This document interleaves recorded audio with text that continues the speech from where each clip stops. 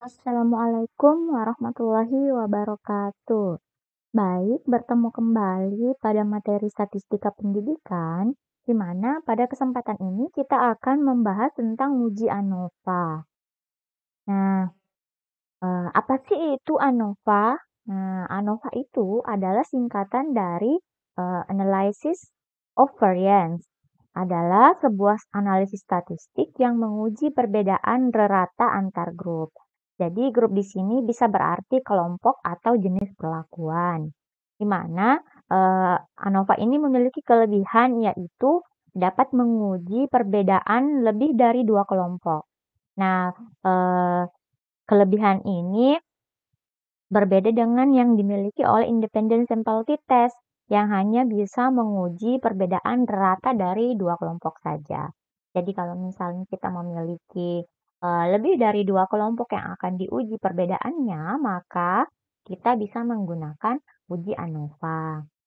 Nah, ANOVA ini digunakan sebagai alat untuk analisis dalam menguji hipotesis penelitian yang mana kita bisa menilai adakah perbedaan rata antara kelompok. Jadi, kegunaannya hampir sama dengan independent sample t-test. Yang berbeda hanya jumlah dari rata kelompoknya saja. Nah, hasil akhir dari analisis ANOVA adalah nilai F-test atau F-hitung. Jadi, nilai F-hitung ini yang nantinya akan kita bandingkan dengan nilai yang ada pada F-tabel atau tabel F. Nah, jika F-hitung lebih besar dari F-tabel, maka dapat disimpulkan bahwa kita harus menerima H1 dan menolak H0, atau yang berarti ada perbedaan bermakna rata pada semua kelompoknya. Jadi kalau misalnya F-hitungnya lebih besar dari F-tabel, maka ada perbedaan pada semua kelompok. Nah, sekarang ini adalah jenis-jenis ANOVA. Jadi ada 3 jenis ANOVA. Yang pertama adalah univariat, di mana contoh dari univariat itu adalah univariat one way analysis of variance, uh, analisis univariat two way analysis of variance, kemudian univariat multi-way analysis of variance. Nah, ini adalah contoh-contoh jenis ANOVA dari univariat. Di mana univariat itu yang membedakan adalah uh, jumlah jumlah faktor yang dianalisis. Untuk univariat one way analysis of variance itu digunakan apabila variabel bebas dan variabel terikat jumlahnya satu. Kemudian univariat two-way analysis of variance digunakan apabila variabel bebasnya ada dua, sedangkan variabel terikatnya ada satu.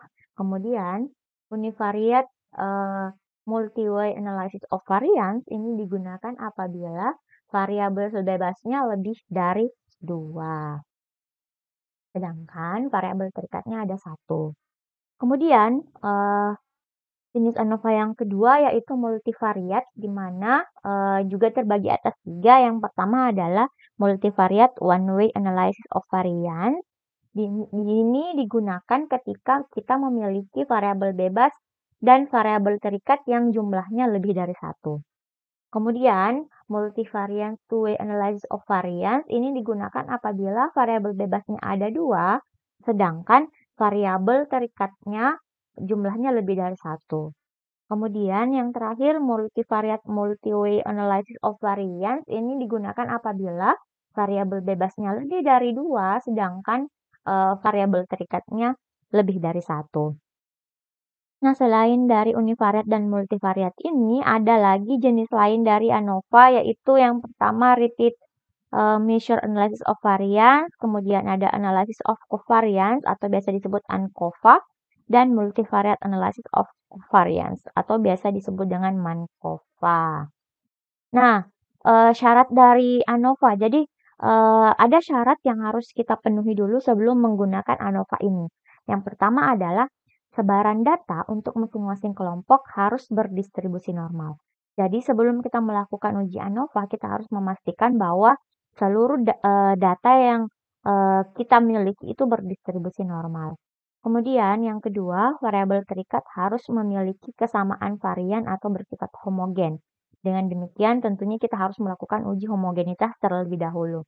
Artinya, eh, ketika kita akan melakukan uji ANOVA, maka uji prasyaratnya adalah uji normalitas dan uji homogenitas. Nah, selanjutnya, subjek dalam setiap kelompok harus dipilih secara random atau acak dengan menggunakan teknik probabilitas.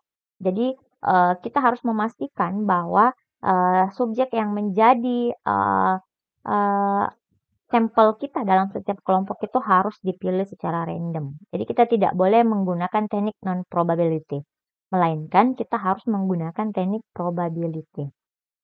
Selanjutnya, data penelitian untuk variabel terikat idealnya berskala interval. Sementara jika data penelitian yang diperoleh berskala ordinal, maka sebaiknya ditransformasi atau diubah dulu menjadi skala interval. Selanjutnya, kelompok yang dibandingkan harus berasal dari sampel yang berbeda atau tidak berpasangan. Dengan kata lain, responden penelitian atau masing-masing kelompok haruslah berbeda. Jadi, kelompok itu maksudnya misalnya kita menggunakan kelas, maka kelas itu harus dari kelas yang berbeda, tidak boleh dari kelas yang sama. Kemudian variabel bebas idealnya bersifat non-metrik atau berskala ordinal.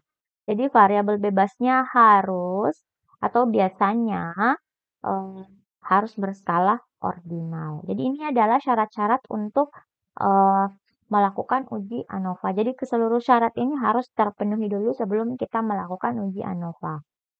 Nah, di sini ada contoh ANOVA yang di mana seorang peneliti itu ingin membandingkan penjualan mobil dengan merek Toyota, Daihatsu, Honda, dan Wuling. Jadi di sini ada 4 kelompok yang akan kita bandingkan, yaitu Toyota, Daihatsu, Honda, dan Wuling.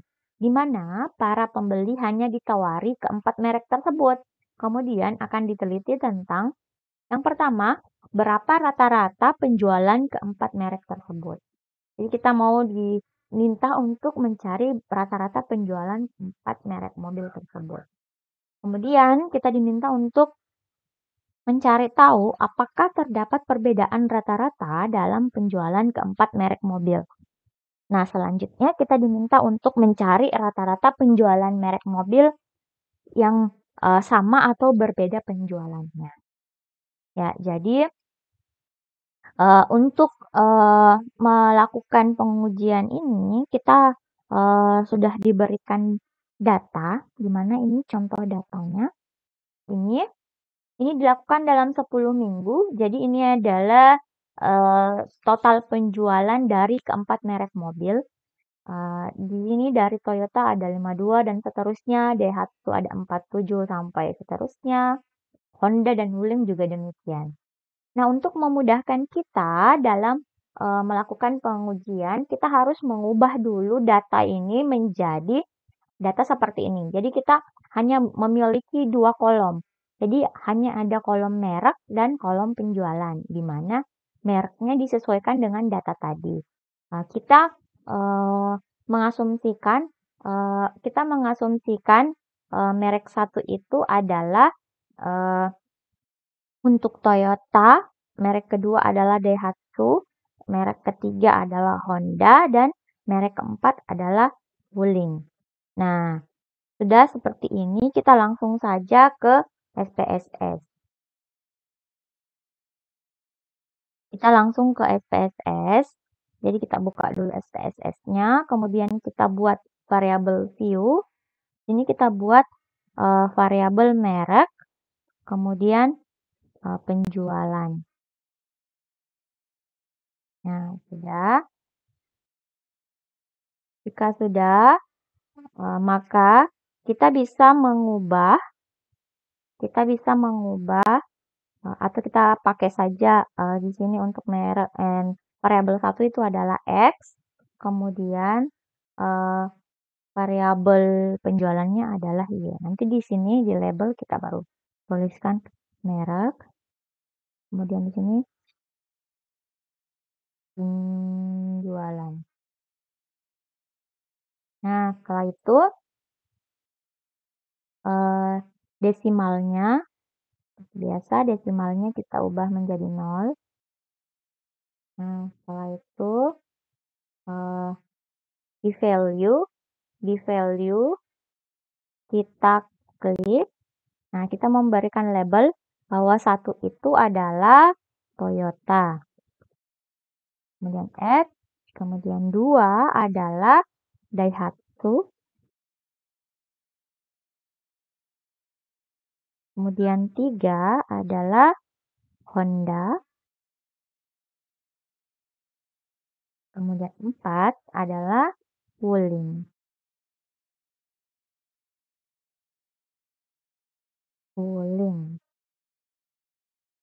Nah, setelah itu kita klik OK. Nah, sementara untuk variabel Y, sama ya, tadi sudah kita desimalnya sudah 0. Oke, sudah. Nah, kita setelah ini kita ke data view.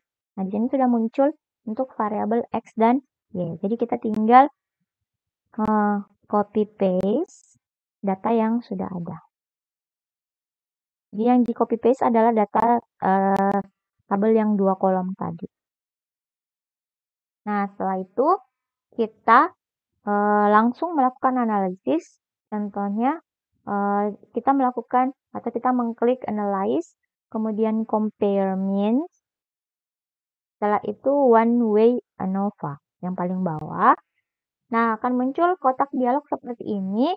Kita pindahkan merek ke faktor, penjualan ke dependen. Nah, setelah itu kita pilih post hoc. Nah, setelah pilih post hoc, kita cari 2K. Bila kita pilih 2K, jadi pastikan 2K ini dicentang. Kemudian kita klik continue. Setelah itu, kita pilih lagi bagian option. Di bagian option, kita mencentang deskriptif dan homogeneity. Kemudian, baru kita oke. Setelah itu, baru kita oke kembali. Nah, ini adalah hasil dari analisis SPSS untuk one way ANOVA, di mana di sini kita harus melakukan interpretasi. Yang pertama adalah melihat perbedaan rata-rata penjualan 4 merek mobil. Jadi bagian A tadi, pertanyaan untuk bagian A itu bisa dijawab dengan tabel deskriptif ini, di mana berdasarkan hasil SPSS kita melihat bahwa rata-rata penjualan untuk mobil Toyota itu adalah 45,2. Kemudian rata-rata untuk Daihatsu adalah 41. Untuk Honda adalah 38,90. Sedangkan untuk Wuling itu adalah 35,70. Jadi dengan demikian, secara deskriptif dapat kita simpulkan bahwa rata-rata penjualan paling tinggi adalah mobil merek Toyota, yaitu sebesar 45,20. Kemudian, yang kedua adalah menguji kesamaan varian atau sama saja dengan homogeneity of variance. Nah, berdasarkan tabel homogeneity of variance ini diperoleh bahwa angka dari leftness statistik ini sebesar 2,520 dengan signifikansi 0,073. Karena nilai signifikansi 0,073 ini lebih besar dari 0,05, maka dapat disimpulkan bahwa varian keempat kelompok penjualan mobil yang kita bandingkan tersebut adalah sama atau homogen. Nah, selanjutnya, yang ketiga, menguji apakah keempat sampel mempunyai rata-rata yang sama atau berbeda. Nah, yang diperhatikan adalah tabel yang keempat ini. Tabel yang ketiga ini. Nah, kita harus membandingkan dengan dasar pengambilan keputusan, yaitu jika nilai signifikansinya lebih dari 0,05, maka rata-ratanya sama. Namun, jika nilai signifikansinya kurang dari 0,05, maka rata-ratanya berbeda. Nah, berdasarkan output ANOVA di atas, diketahui bahwa signifikansinya adalah 0,010, di mana 0,010 ini kurang dari 0,05. Sehingga dapat disimpulkan bahwa rata-rata keempat penjualan merek tersebut berbeda secara signifikan. Nah, setelah kita mendapat jawaban untuk hal tersebut, maka yang terakhir adalah mencari kelompok mana saja yang rata-rata penjualannya sama dan tidak sama. Nah, yang dipakai di sini adalah tabel ini.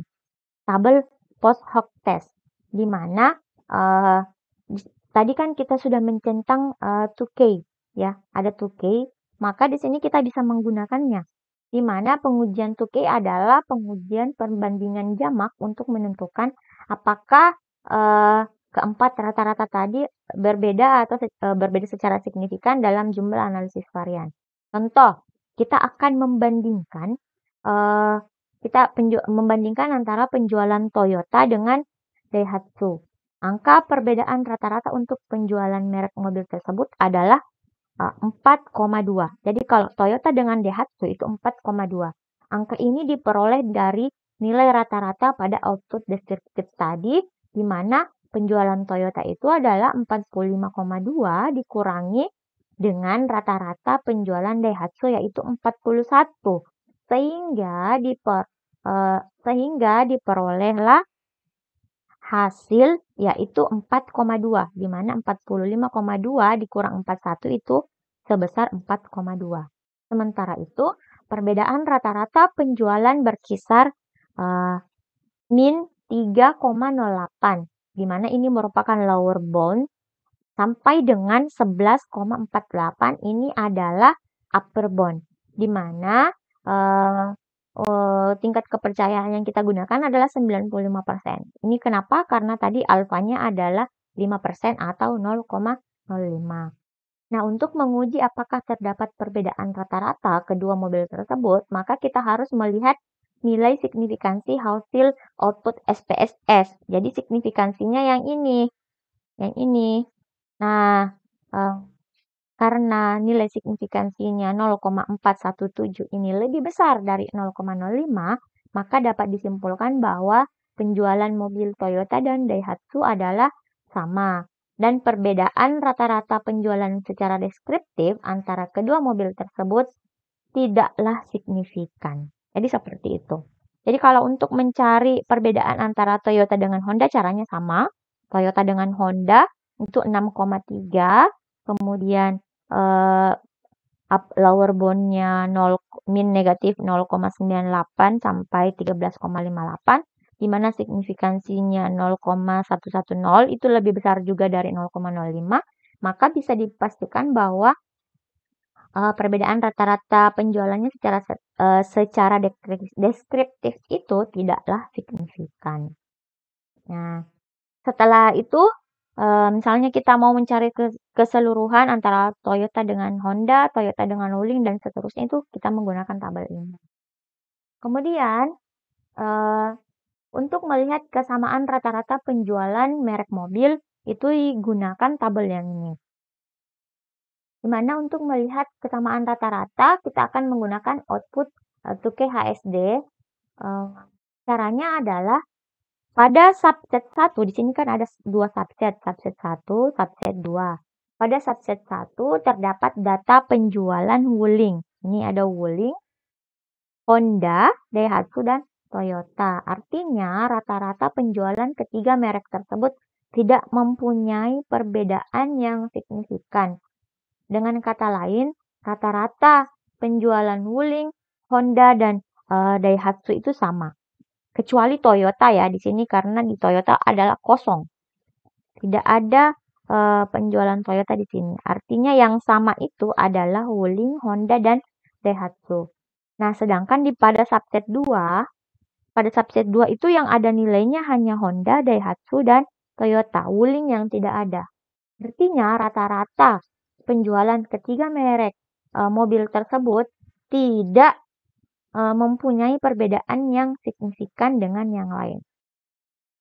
Jadi Honda, Daihatsu, dan Toyota itu tidak mempunyai rata-rata penjualan yang signifikan.